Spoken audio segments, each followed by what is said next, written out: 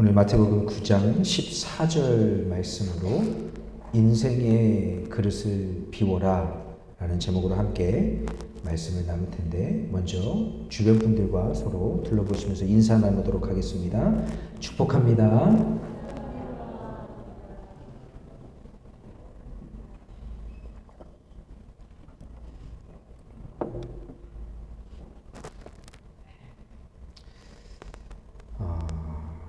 오늘은 지금은 하나님 나라로 앞서 가셨지만 애틀란타 제7예교회에서 목회를 하셨던 찰스 스탠리 목사님의 책 내게 맡겨라 라는 그 책의 내용을 조금 인용해서 먼저 여러분과 함께 나누려고 합니다. 그러나 이 내용이 아마 조금 편하지만은 않은 내용인 것 같아요. 조금 불편할 수도 있어요. 찔림이 있을 수도 있고요. 그러나 지난 한 주 동안 제가 도전받고 또 함께 책을 읽으면서 한번 나눠야겠다 하는 이 글의 내용을 나누고자 합니다. 여러분, 지난주 성경을 몇 번이나 펼쳐보셨습니까? 한 구절이라도 읽어보셨나요? 물론 많이 바쁘시지요. 할 일이 많겠지요. 그러나 그럼에도 불구하고 하루 종일 일만 하면서 살 수는 없으니 분명 쉬는 시간도 있었을 겁니다. 그런 시간들 중 어느 정도나 할애해서 하나님께 질문하십니까? 세상의 모든 것을 아시는 분께 언제 마지막으로 답을 구해보셨습니까? 왜 하나님께 묻지도 않고 혼자 결정을 내리는 건가요? 그분께는 뜻이 있고 목적이 있고 계획이 있습니다. 삶의 모든 면에서 무엇이 최선인지 알고 계신 분이며, 그런 분이 우리가 그에게 구하기를 기다리고 계신다라는 거지요. 구하라, 그리하면 너희에게 주실 것이요.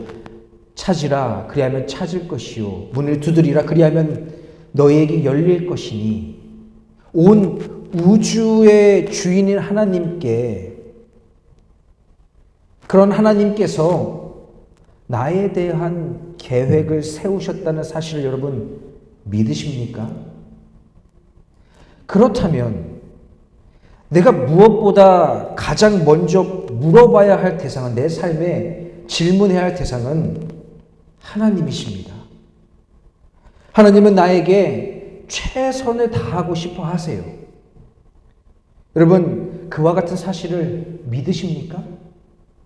오늘 이 시간 세상 그 무엇보다 나를 사랑하시는 주님께, 지금도 나를 위해 최선을 다하고 계신 주님께 예배로, 말씀으로, 기도로 나아가는 우리 모두가 되기를 주님의 이름으로 축원합니다.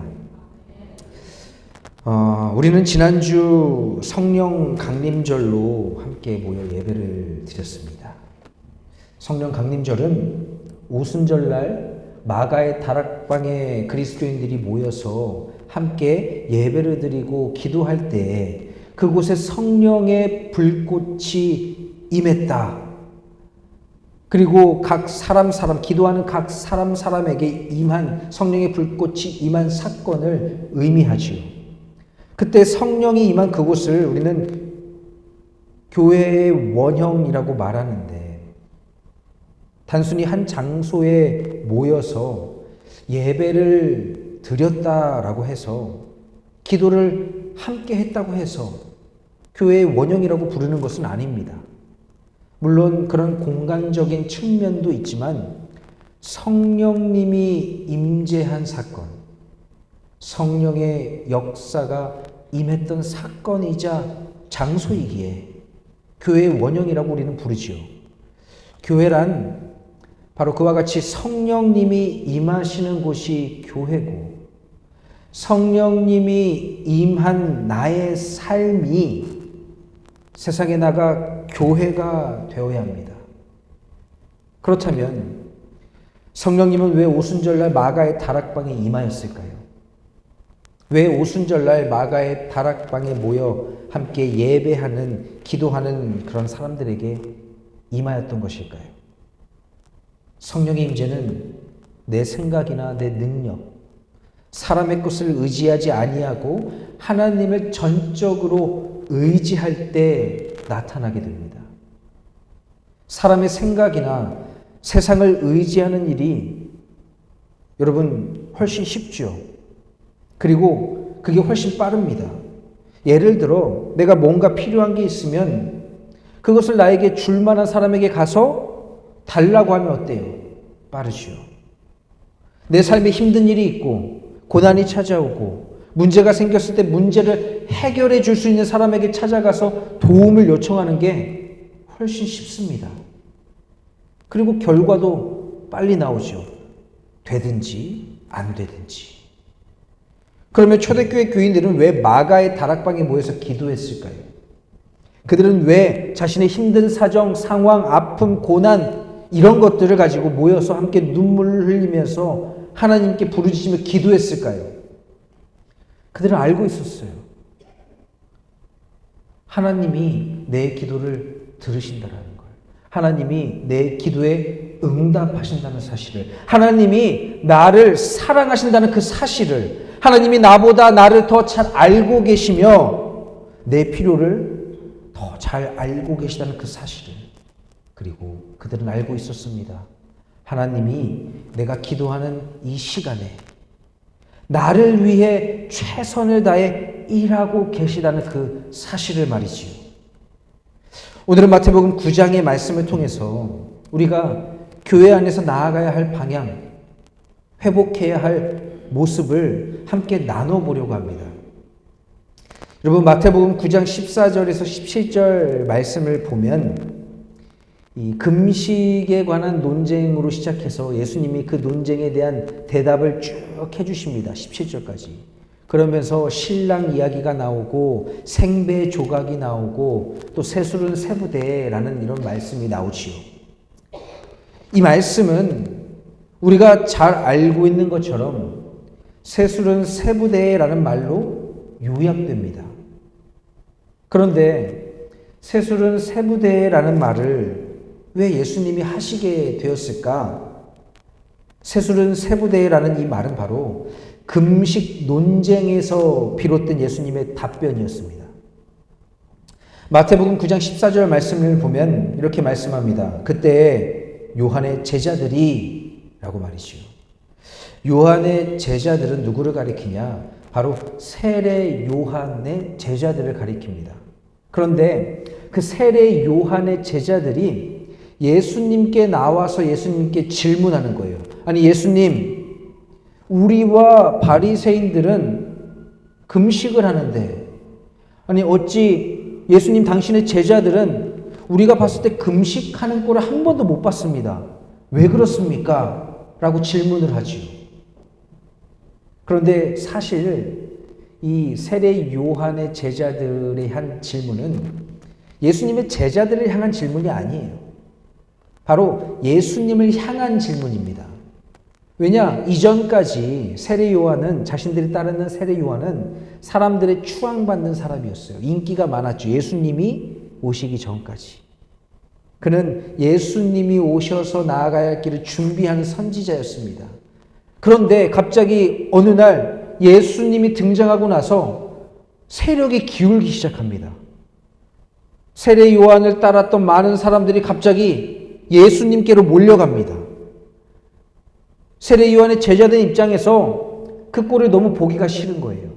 그래서 건수 하나 잡아서 예수님께 나와 질문합니다. 예수님, 우리와 바리새인들은 금식을 하는데 왜 예수님의 제자들은 금식하지 않습니까? 그러니 예수님의 가르침이 뭔가 잘못된 거 아닙니까? 하는 거죠.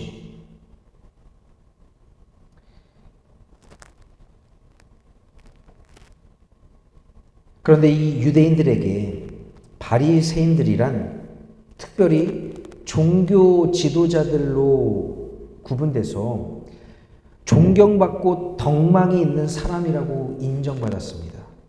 그런데 바리새인들에게는 이 종교적 덕목, 그들이 지켜야 행해야 할 덕목이 있었는데 그들이 존경받는 이유는 그들이 금식과 기도와 구제에 힘쓰는 사람들이었기 때문이에요. 그래서 바리새인들은 금식과 기도와 구제가 자신들의 신분을, 종교인으로서의 신분을 유지하는 굉장히 중요한 종교적 형식이었습니다. 그래서 바리새인들이 금식할 때에는 어떻게 합니까? 머리도 감지 않고요. 수염도 손질 안 하고요. 씻지도 않아요. 얼굴 세수도 안 하고요. 누가 봐도 저 바리새인이 지금 금식하고 있구나. 딱 봐도 알 수 있게 행세를 그렇게 하고 다녔어요. 그런데 예수님께서 뭐라고 말씀하십니까? 마태복음 6장 17절 말씀에 너는 금식할 때에 머리에 기름을 바르고 얼굴을 씻으라 라고 말씀하세요. 머리에 기름을 발랐다는 건 뭐예요? 머리를 감고 우리처럼 이렇게 왁스도 바르고 세팅하는 것처럼 단정하게 머리를 하나님 앞에 탁 하라는 거죠. 그리고 얼굴을 씻으라는 거예요.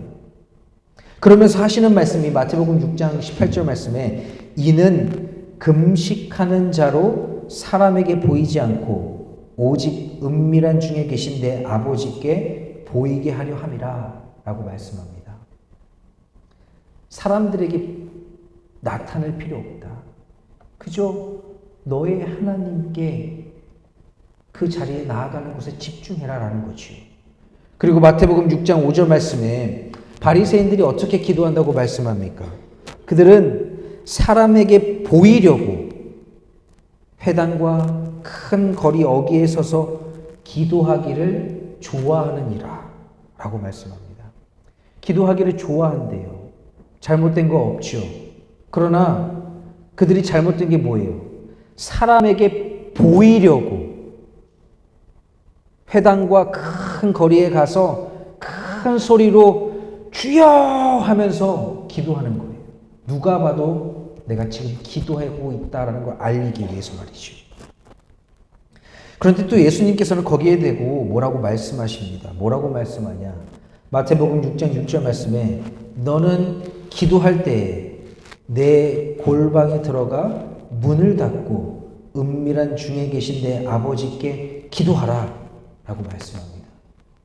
전혀 다르게 말씀하시죠. 그리고 또 이 바리새인들이 구제를 하는데 구제할 때 어떻게 하는 줄 아십니까? 이 유대인들에게는 정기적으로 구제하는 날이 정해져 있었습니다. 그래서 평소에 그 날을 위해서 그들이 샀던 물건들 가운데 쓰지 않는 거, 그거를 모아요. 그리고 쓰다가 지금은 필요 없어진 거, 그런 것들을 모읍니다.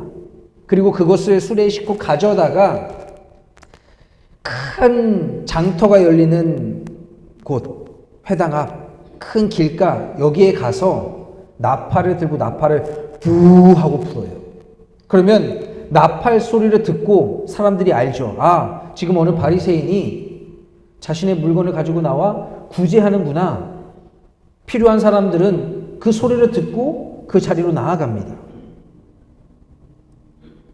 그런데 예수님께서는 마태복음 6장 2절 말씀에 이렇게 말씀하십니다. 그러므로 구제할 때에 외식하는 자가 사람에게서 영광을 받으려고 회당과 거리에서 하는 것 같이 너희 앞에 나팔을 불지 말라 라고 말씀하시죠.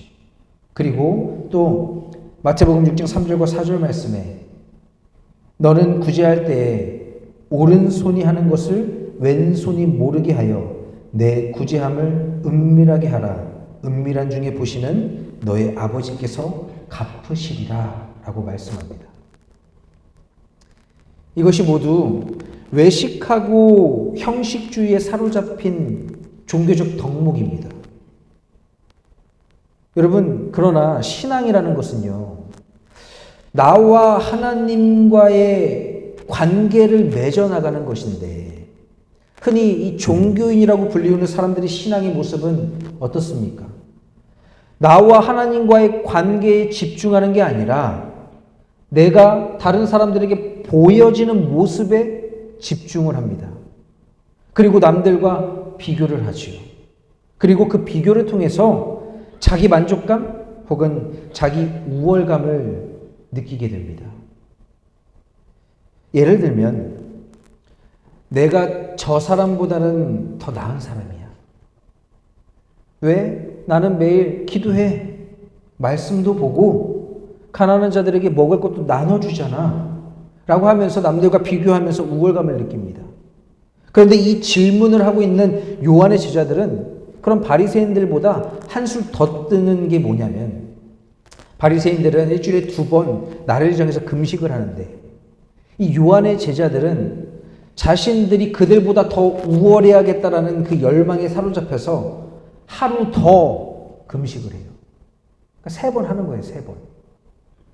그러면서 예수님께 나와서 이렇게 얘기하는 겁니다. 아니 예수님, 우리와 바리새인들은 이렇게 금식하는데 왜 예수님의 제자들은 금식하지 않습니까?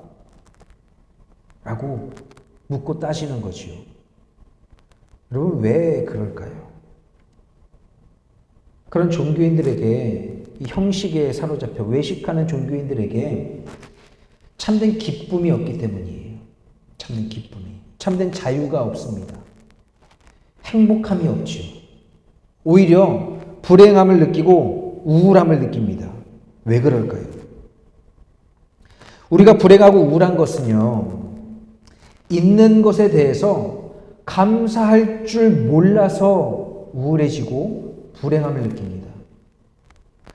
가지지 못한 것에 대해서 늘 부러워하기 때문에 우울함을 느끼고 불행함을 느끼죠. 갖지 못한 것에 대해서 늘 부러워하고 가진 것에 대해서 감사할 줄 모르면 여러분 죽을 때까지 불행할 수밖에 없습니다. 또 우리가 불행할 수밖에 없는 이유는 남들하고 자꾸 비교하기 때문이에요. 결국 모든 불행은 비교에서 옵니다. 비교에서. 아니 하나님이 이미 저와 여러분에게 삶을 허락하셨어요. 그리고 살만한 힘과 능력을 주셨습니다. 왜 자꾸 위를 쳐다보고 다른 사람들을 쳐다보면서 아우 저들은 또 어디 놀러 갔네, 저들은 또 뭐 샀네 하면서 부러워하십니까? 여러분이 옷이 없으세요? 있잖아요. 여러분 집에 쌀이 없습니까? 있잖아요. 여러분 자녀들이 학교에 못 다닙니까? 다니잖아요. 내가 잠잘 곳이 없습니까? 있잖아요. 뭐가 부럽습니까? 감사하죠. 감사해야죠. 하나님이 나에게 이 모든 것을 주셨는데. 그런데 감사하지 못해요. 왜? 자꾸 저 사람들 바라보니까 부러워요. 비교해보니까 불행해집니다. 그런 요한의 제자들이 예수님에게 찾아와서 이렇게 이야기합니다. 우리와 바리새인들은 금식하는데 어찌하여 당신의 제자들은 금식하지 아니하나이까? 여기서 예수님께서 꺼내놓으신 답변은 바로 마태복음 9장 15절부터 17절까지 말씀입니다. 15절 말씀에 예수께서 그들에게 이르시되 혼인집 손님들이 신랑과 함께 있는 동안에 슬퍼할 수 있느냐라고 말씀하십니다. 여기에서 이 신랑이 누굽니까? 바로 예수 그리스도입니다. 지금 혼인집에 예수 그리스도, 이 신랑의 손님들이 함께 있는 동안에 슬퍼할 수 있냐라는 거예요. 이 말씀은 지금 기뻐해야 될 자리이다라는 것입니다. 왜? 이것이 바로 예수 그리스도가 이 땅에 오신 목적이기 때문이죠. 우리를 기쁨으로 초대하기 위해서. 그런데 그 진짜 예수 그리스도께서 이 땅에 오신 목적을 이루기 위해선 한 가지 선행되어져야 될 일이 있습니다. 마태복음 9장 15절 말씀을 보면, 계속해서 보면 이렇게 뒤에 말씀하죠. 그러나 신랑을 빼앗길 날이 이르리니 그때에는 금식할 것이니라 라고 말씀하세요. 여기에서 신랑을 빼앗긴다라는 말은 찢어지는 슬픔을 이야기합니다. 예수님께서 우리에게 구원의, 부활의 기쁨을 회복해 주기 위해서는 전제 조건이 필요한데 그게 뭡니까? 자신이 십자가에 매달려 찢기고 상처받고 피를 흘려 죽어야 자신이 택한 백성들이 기쁨을 회복하게 된다라는 것입니다. 그리고 마태복음 9장 16절 말씀에 또 생배 조각을 낡은 옷에 붙이는 자가 없나니 라고 말씀하십니다. 지금 이 외식하는 자들의 금식 논쟁에 대해서 설명하고 계신 거예요. 그 설명 가운데 또 하나가 바로 생배 조각에 대해서 말씀하시는데, 여기서 생배 조각은요, 가공하지 않은 천연 옷감을 뜻합니다. 여러분, 옷을 많이 입고 빨고 말리고, 입고 빨고 말리고 막 하다 보면 옷이 어떻게 됩니까? 늘어나죠. 옷이, 이 옷감이라는 게 원래 실이라는 게 탄력이 있는데, 그 탄력이 빨고 말리고 입고를 반복하다 보면 늘어나게 돼서 탄력이 줄어들죠. 그런데 예수님께서 말씀하시기를 헤어진 곳에 생배 조각을 한 번도 빨아보지도 않았고 깨끗한 천연 이 옷 조각을 덧대면 어떻게 되냐? 옷이 결국 찢어질 수밖에 없다라는 거예요. 또 마태복음 9장 17절 말씀에 새 포도주를 낡은 가죽 부대에 넣지 아니하나니 라고 말씀합니다. 여러분, 새 포도주라는 말은 이제 포도를 따서 이제 포도주를 빚으려고 막 이제 처음 발효 작업을 거치잖아요. 막 발효되기 시작한 포도주를 새 포도주라고 이야기합니다. 그런데 그 막 발효되기 시작한 포도주를 낡은 가죽 부대에 넣으면 어떤 일이 벌어질까요? 가죽 부대가 찢어지게 돼요. 왜 그러냐? 발효가 될 때 안에 막 기포가 발생하고 공기가 막 팽창하게 되죠. 안에 있는, 그러면 공기가 팽창하면서 기압이 다 커져요. 그런데 낡은 가죽은 어떻습니까? 이미 막 금이가 있고 갈라짐이 보이고 그런 거죠.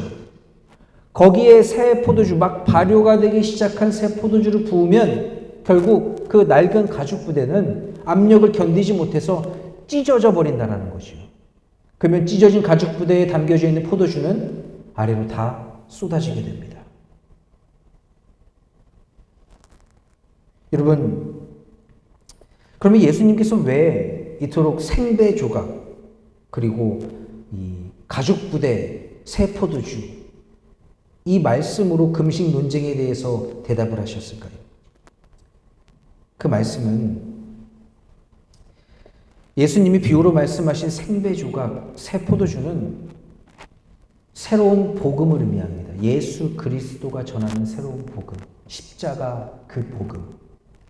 구약에서부터 약속되었던 메시아 복음, 예수 그리스도를 이야기하는 거예요.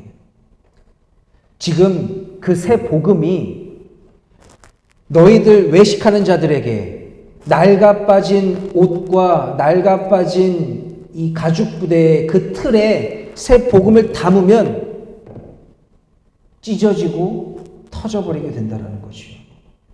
그런데 여러분, 놀라운 성령의 역사는 바로 이때 시작됩니다. 생배 조각을 덧댄 옷이 찢어져서 못 입게 되면 어떻게 합니까? 버리시오. 비워냅니다.